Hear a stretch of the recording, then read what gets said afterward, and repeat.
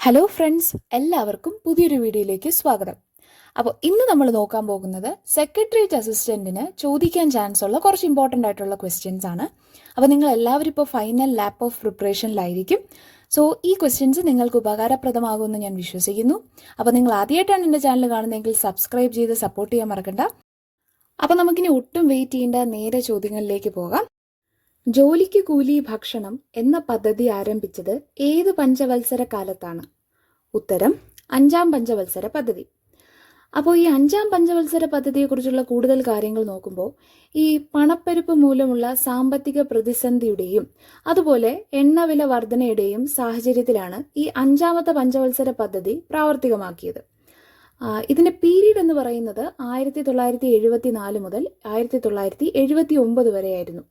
4.4% വളർച്ചയാണ് ലക്ഷ്യമിട്ടതെങ്കിലും 4.8% വളർച്ച നേടാൻ ഇതിന് സാധിച്ചു. ദാരിദ്ര്യ നിർമ്മാർജ്ജനവും അതായത് ഗരീബി ഘട്ടാവോ പിന്നെ സ്വാശ്രയത്വമായിരുന്നു ഇതിന്റെ മുഖ്യ ലക്ഷ്യങ്ങൾ. ഈ 5-ാം പഞ്ചവത്സര പദ്ധതിയുടെ കരട് രൂപം തയ്യാറാക്കിയത് DP ധർ ആയിരുന്നു. അടിയന്തരാവസ്ഥ പ്രഖ്യാപിക്കപ്പെട്ടതും ഈ 5-ാം പഞ്ചവത്സര പദ്ധതി കാലത്താണ്. അതായത് 1975 രാജ്യത്ത് അടിയന്തരാവസ്ഥ പ്രഖ്യാപിക്കപ്പെട്ടത്. ഇനി അടുത്ത ചോദ്യം നോക്കാം. ഇന്ത്യയിലെ ഏറ്റവും വലിയ പൊതുമേഖലാ സ്ഥാപനം ഏത്? ഉത്തരം ഇന്ത്യൻ റെയിൽവേ ആണ്. ലോകത്തിലെ 4ാമത്തെ വലിയ റെയിൽവേ ശൃംഖലയാണ് ഇന്ത്യൻ റെയിൽവേ. മുന്നിലുള്ളത് അമേരിക്കയും ചൈനയും റഷ്യയുമാണ്. ലോകത്തിലെ 9ാമത്തെ വലിയ തൊഴിൽ ദാതാവാണ് ഇന്ത്യൻ റെയിൽവേ. ഇന്ത്യയിൽ 2ാമത്തെ വലിയ തൊഴിൽ ദാതാവാണ്. ആദ്യത്തേത് സൈന്യമാണ്. ഇന്ത്യൻ റെയിൽവേയുടെ ആപ്തവാക്യം രാഷ്ട്രത്തിന്റെ ജീവരേഖ അഥവാ life line of the nation എന്നാണ്. ഇന്ത്യൻ റെയിൽവേയുടെ ഔദ്യോഗിക ഭാഗ്യചിഹ്നം എന്ന് പറയുന്നത് ഭോലു എന്ന ആനയാണ്. അടുത്ത ചോദ്യത്തിലേക്ക് പോകാം. ഇന്ത്യയിൽ ഏറ്റവും കൂടുതൽ റബ്ബർ ഉൽപ്പാദിപ്പിക്കുന്ന സംസ്ഥാനം ഏത്? ഉത്തരം കേരളം. കേരളത്തിൽ ഏറ്റവും കൂടുതൽ കൃഷി വിസ്തൃതിയുള്ള 2ാമത്തെ വിളയാണ് റബ്ബർ, ഏകദേശം 21.6%.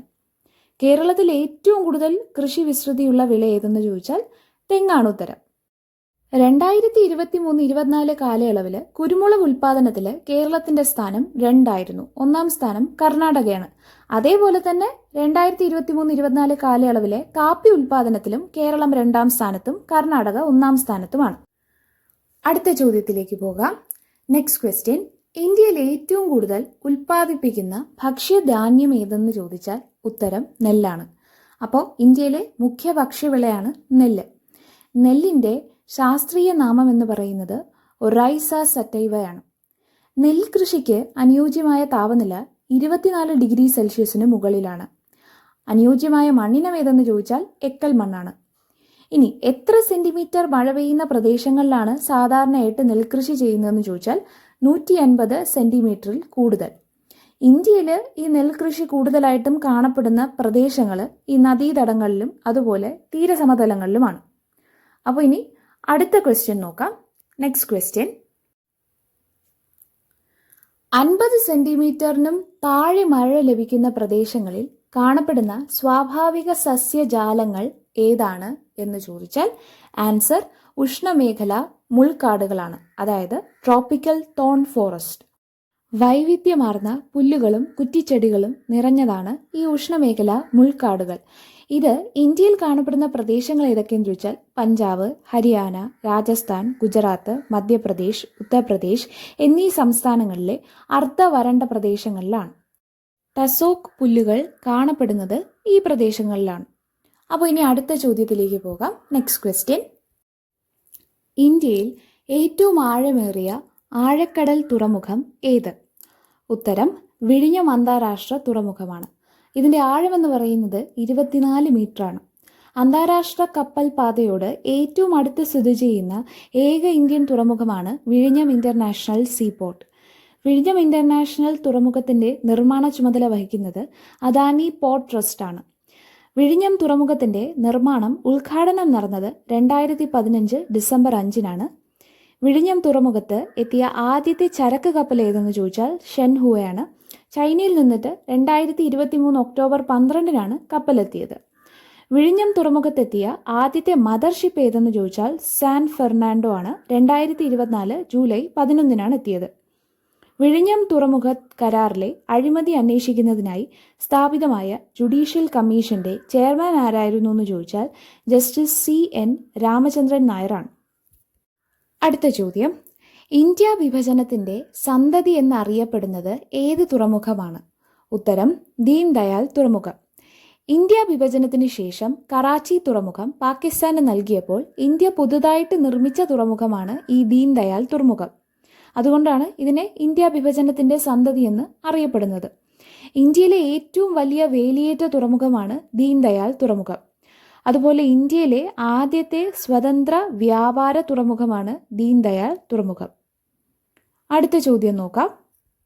ഇന്ത്യയിലെ ഏറ്റവും പഴക്കം ചെന്ന കൃത്രിമ തുറമുഖം ഏതെന്ന് ചോദിച്ചാൽ ഉത്തരം ചെന്നൈയാണ്. 1-ാം ലോക മഹായുദ്ധത്തിൽ ആക്രമണം നേരിട്ട ഒരേ ഒരു ഇന്ത്യൻ തുറമുഖമാണ് ചെന്നൈ തുറമുഖം.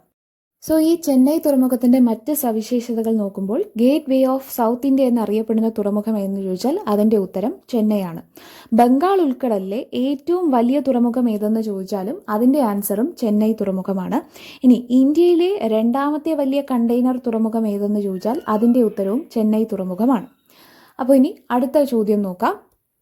ഇന്ത്യയിലെ ഏറ്റവും ചെറിയ ദേശീയ ജലപാത ഏത്? അതിന്റെ ഉത്തരം ദേശീയ ജലപാത 69 ആണ്. ഇത് സ്ഥിതി ചെയ്യുന്നത് തമിഴ്നാട്ടിലെ മണിമുത്താരു നദിയിലാണ്. ഓക്കെ, ഇതിൻ്റെ നീളം എന്ന് പറയുന്നത് 5 കിലോമീറ്റർ മാത്രമേ ഉള്ളൂ. ഇനി ഇന്ത്യയിലെ ഏറ്റവും നീളം കൂടിയ ദേശീയപാത ഏതെന്ന് ചോദിച്ചാൽ അതിൻ്റെ ഉത്തരം ദേശീയ ജലപാത 1 ആണ്. അതെന്ന് പറയുന്ന അതിൻ്റെ മറ്റൊരു പേര് ഗംഗാ ഭാഗീരഥി ഹൂഗ്ലി നദീ സംവിധാനമാണ്. അത് 1620 കിലോമീറ്റർ നീളമുണ്ട്. അടുത്ത ചോദ്യം നോക്കാം. പാരീസ് ഒളിമ്പിക്സിൽ ഇന്ത്യയുടെ മെഡൽ നേട്ടം എത്രയായിരുന്നു? ഉത്തരം 6. അപ്പോൾ എത്രാമത്തെ ഒളിമ്പിക്സ് ആയിരുന്നു 2024 പാരീസിൽ വെച്ച് നടന്നതെന്ന് ചോദിച്ചാൽ 33ാമത്തേതാണ്. പാരീസ് ഒളിമ്പിക്സിൽ മെഡൽ പട്ടികയിൽ 1-ാം സ്ഥാനത്തെത്തിയ രാജ്യം ഏതെന്ന് ചോദിച്ചാൽ അമേരിക്ക. പാരീസ് ഒളിമ്പിക്സിലെ മെഡൽ പട്ടികയിൽ ഇന്ത്യയുടെ സ്ഥാനം എത്രയായിരുന്നു എന്ന് ചോദിച്ചാൽ 71-ാം സ്ഥാനത്താണ്. 1 വെള്ളിയും 5 വെങ്കലവും ഉൾപ്പെടെ 6 മെഡലുകളാണ് ഇന്ത്യക്ക് നേടാൻ സാധിച്ചത്. അപ്പോൾ ഈ പാരീസ് ഒളിമ്പിക്സിലെ സമാപന മാർച്ച് പാസ്റ്റിൽ ഇന്ത്യൻ പതാക ഏന്തിയ താരങ്ങൾ ആരെന്ന് ചോദിച്ചാൽ ഉത്തരം ഹോക്കി താരമായിട്ടുള്ള PR ശ്രീജേഷും ഷൂട്ടിംഗ് താരമായിട്ടുള്ള മനു ഭാക്കറുമാണ്. ഈ പാരീസ് ഒളിമ്പിക്സിൽ ഇന്ത്യൻ ഹോക്കി ടീമിന് ലഭിച്ചത് വെങ്കല മെഡലാണ്. പാരീസിൽ ഇന്ത്യക്ക് വേണ്ടി ആദ്യമായിട്ട് മെഡൽ നേടിയത് മനു ഭാക്കറാണ്. ഈ പാരീസ് ഒളിമ്പിക്സിൽ 1-ലധികം മെഡലുകൾ നേടിയ ഇന്ത്യക്കാരിയായ അല്ലെങ്കിൽ ഇന്ത്യൻ വനിതാ ഷൂട്ടർ ആരെന്ന് ചോദിച്ചാൽ മനു ഭാക്കറാണ്. അടുത്ത പിന്നെ പാരീസ് ഒളിമ്പിക്സിൽ നീരജ് ചോപ്രയ്ക്ക് ജാവലിൻ ത്രോയിൽ വെള്ളി മെഡലാണ് ലഭിച്ചത്. അടുത്ത ചോദ്യം, പ്രതീക്ഷയുടെ ലോഹം എന്നറിയപ്പെടുന്ന മൂലകം ഏത്? ഉത്തരം യുറേനിയം. അറ്റോമിക ഭാരം ഏറ്റവും കൂടുതലുള്ള സ്വാഭാവിക മൂലകം ഏതെന്ന് ചോദിച്ചാലും അതിൻ്റെ ഉത്തരം യുറേനിയമാണ്. ഇനി ഏറ്റവും സങ്കീർണമായ സ്വാഭാവിക മൂലകം ഏതെന്ന് ചോദിച്ചാൽ അതിൻ്റെ ഉത്തരം യുറേനിയമാണ്. അതുപോലെ ന്യൂക്ലിയർ റിയാക്ടറിൽ ഇന്ധനമായിട്ട് ഉപയോഗിക്കുന്ന ഒരു ലോഹം കൂടിയാണ് ഈ യുറേനിയം. മറ്റ് ലോഹങ്ങൾ പറയുകയാണെങ്കിൽ തോറിയം, പ്ലൂട്ടോണിയം, ഇതും ന്യൂക്ലിയർ റിയാക്ടറുകളിൽ ഇന്ധനമായിട്ട് ഉപയോഗിക്കുന്ന ലോഹങ്ങളാണ്.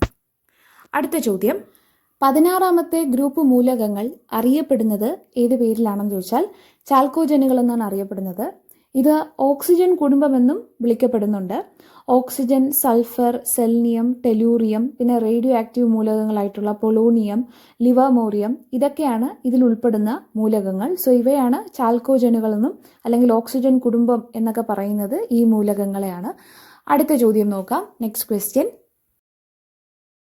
വജ്രത്തിന്റെ തിളക്കത്തിന് കാരണമായ പ്രകാശ പ്രതിഭാസം ഏതെന്ന് ചോദിച്ചാൽ ഉത്തരം പൂർണ്ണാന്തര പ്രതിപതനമെന്നാണ്.